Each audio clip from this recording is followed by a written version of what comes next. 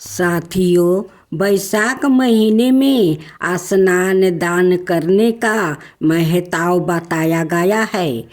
ग्रंथों में कहा गया है कि इस पवित्र में किए गए स्नान दान, व्रत, उपवास और पूजा से मिलने वाला पुण्य कभी खत्म नहीं होता। इस पवित्र महीने में भगवान विष्णु के साथ ही पीपल और तुलसी की भी पूजा करनी चाहिए। ऐसा करने से कई यज्ञ करने जितना पुण्य फल मिलता है जो कभी खत्म नहीं होता। पीपल में भगवान विष्णु का वास माना जाता है। यही तुलसी को लक्ष्मी जी का रूप मनाया गया है। बैसाख महीने में भगवान विष्णु के अवतारों की विशेष पूजा करने की भी परंपरा है। इस पवित्र महीने में भगवान के परशुराम, नरसिंह, कूर्म और बुद्ध अवतार की पूजा की जाती है। बैसाख महीने के शुक्ल पक्ष में भगवान विष्णु को प्रसन्न करने के लिए व्रत उपवास किया जाता है। इस पवित्र महीने में पीपल की पूजा सुबह जल्दी करने का विधान है। साथ ही सुबह और शाम दोनों समय तुलसी की पूजा की जाती है और दीपक लगाया जाता है। पीपल पूजा बैसाख महीने के शुक्ल पक्ष की एकादशी पर पीपल की पूजा का भी खास महत्व है।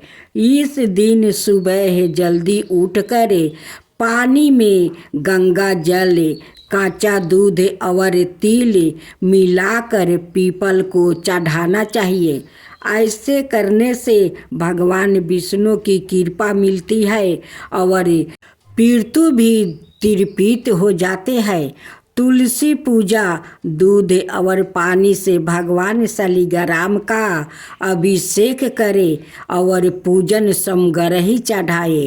अभिषेक किए जल में से थोड़ा सा खुद पिए और बाकी तुलसी में चढ़ा दे। इसके बाद हल्दी, चंदन, कुमकुम, अक्षत, फूल और अन्य पूजन सामग्रियों से तुलसी माता की पूजा करनी चाहिए।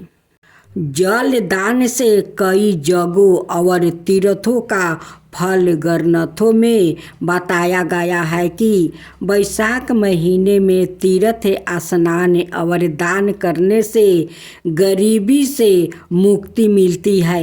यह भी माना जाता है कि जितना पुण्य हर तरह के दान और कई तीर्थों के दर्शन से मिलता है, उसके बराबर पुण्य बैसाख महीने में जल दान करने से मिल जाता है।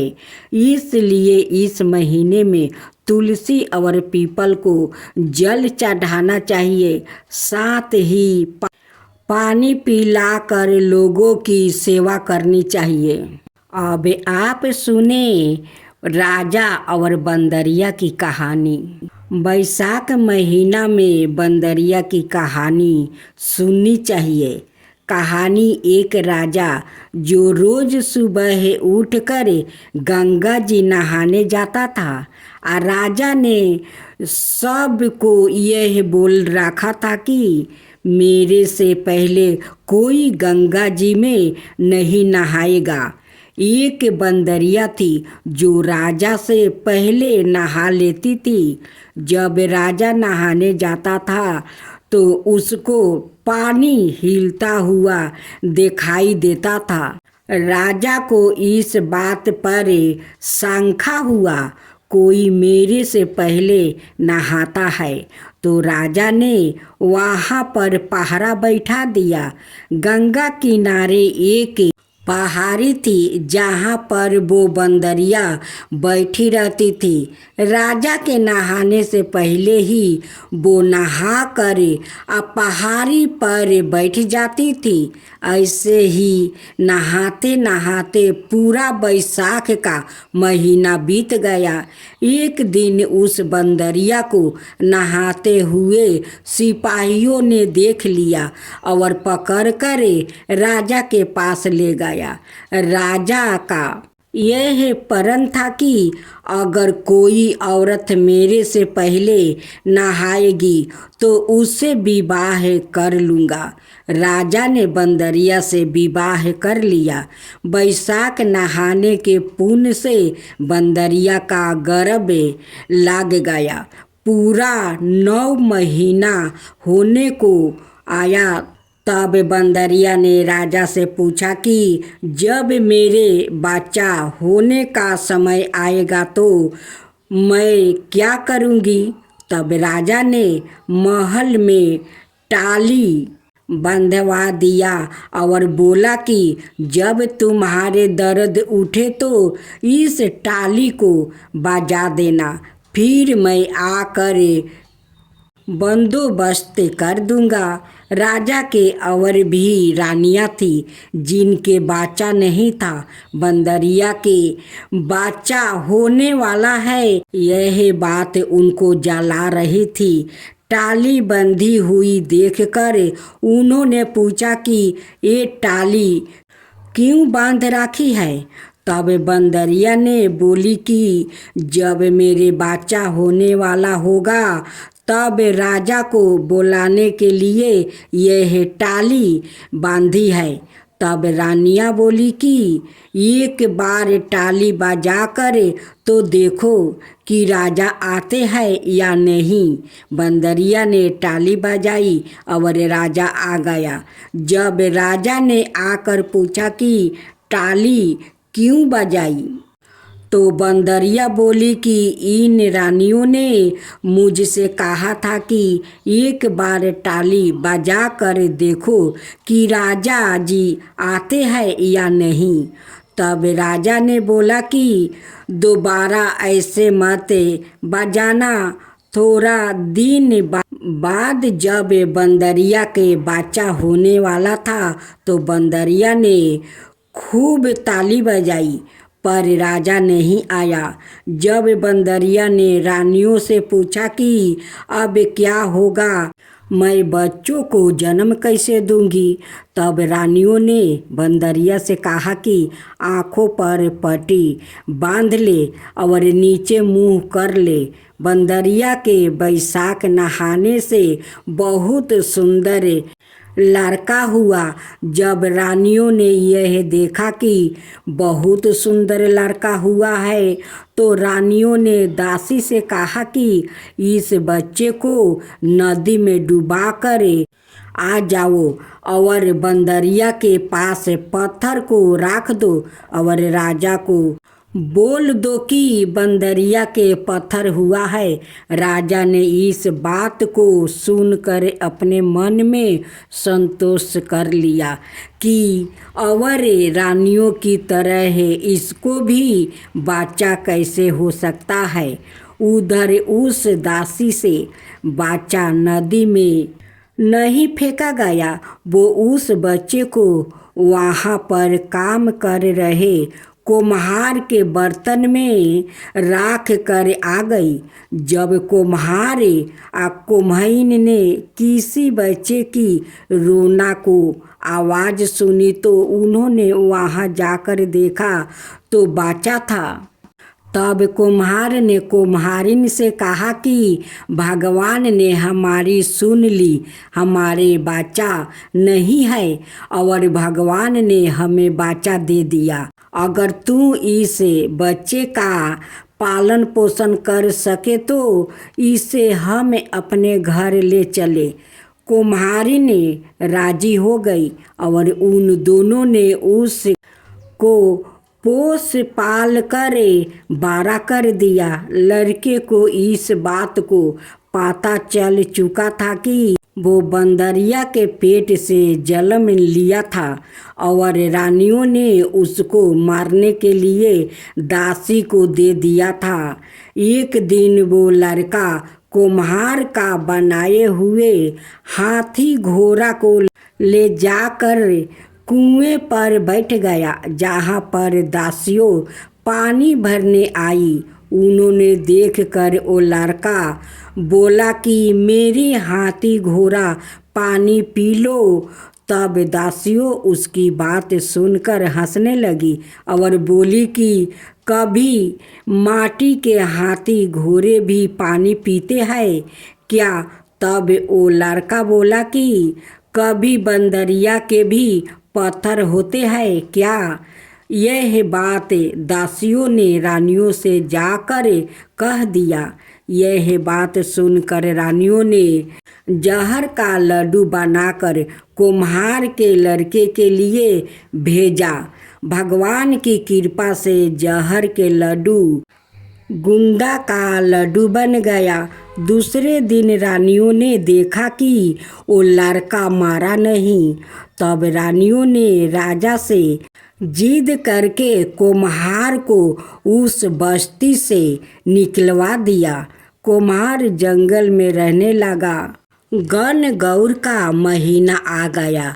कुम्हार का लड़का 101 करवा 101 गोली ले घोड़े में पानी भर कर बगीचे में जाकर बैठ गया, जहाँ पर राजा के साहूकारों की लड़कियाँ गण गौर पूजने के लिए मिट्टी ले जाने के लिए आई। वहाँ पर पहले तो उन्होंने खूब खेला कूदा। जब उनको प्यास लगी तो वो उस लड़के के पास पानी मांगने के लिए आई। तब वो लड़का बोला कि मेरे पास गोली है, उसको तुम खाती जाओ और मेरे चारों तरफ फिरती जाओ, तब तुमको पानी पिलाऊंगा। इस बात से उनमें से कई लड़कियां पहले तो राजी नहीं हुई, पर प्यास मिटाने के लिए मान गई। फिर वो लड़का अपने सामने आग जलाकर बैठ गया और उनको गोली खिलाता गया, अपने चारों तरफ चक्कर लगवाता गया।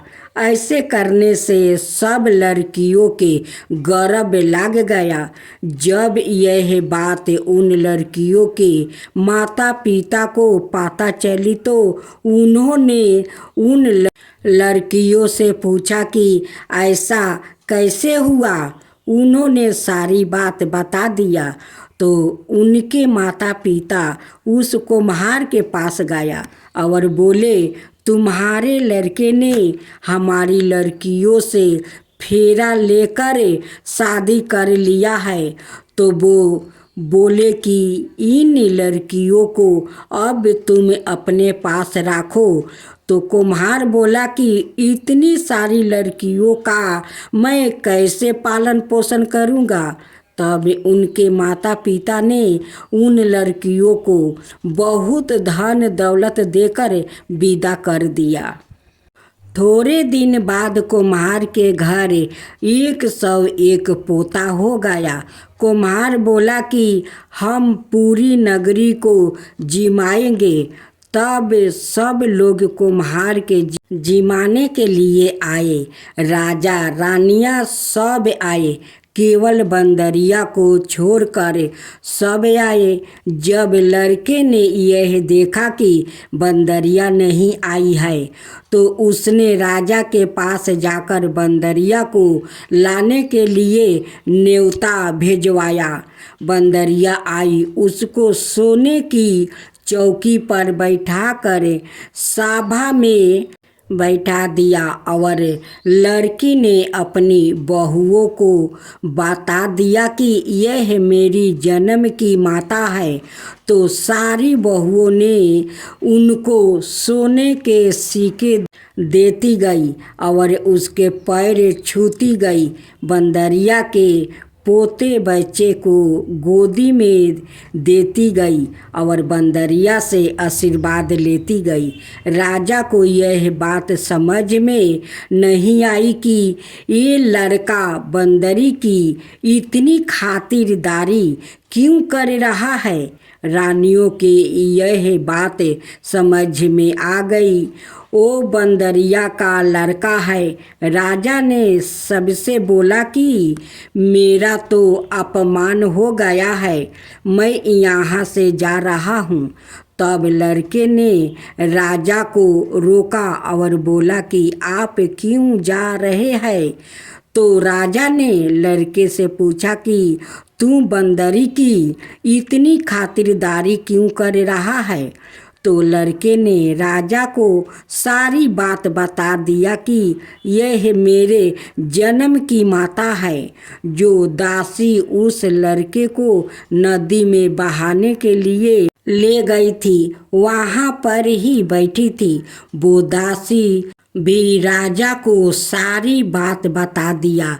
तो राजा ने सब रानियों को जेल में डलवा दिया और बंदरिया सारी बहुओं, पोता पोतियों और अपने लड़के को पूरे गजे बजे के साथ अपने महल ले गया। सबको अलग अलग महल बनवा दिया और लड़का राज करने लगा। राजा ने कुम्हार से कहा कि आप दोनों भी मेरे साथ चलो, लेकिन कुम्हार राजी नहीं हुआ। फिर राजा ने कुम्हार को बहुत सारा धन दौलत दे दिया। तब सभी लोग बोलते हैं कि बैसाख महीने में नहाने से बहुत पुण्य मिलता है। जैसे बंदरिया बैसाख नहाई, राजा को राज मिला, उसी तरह आपको भी भगवान सुख संपत्ति दे।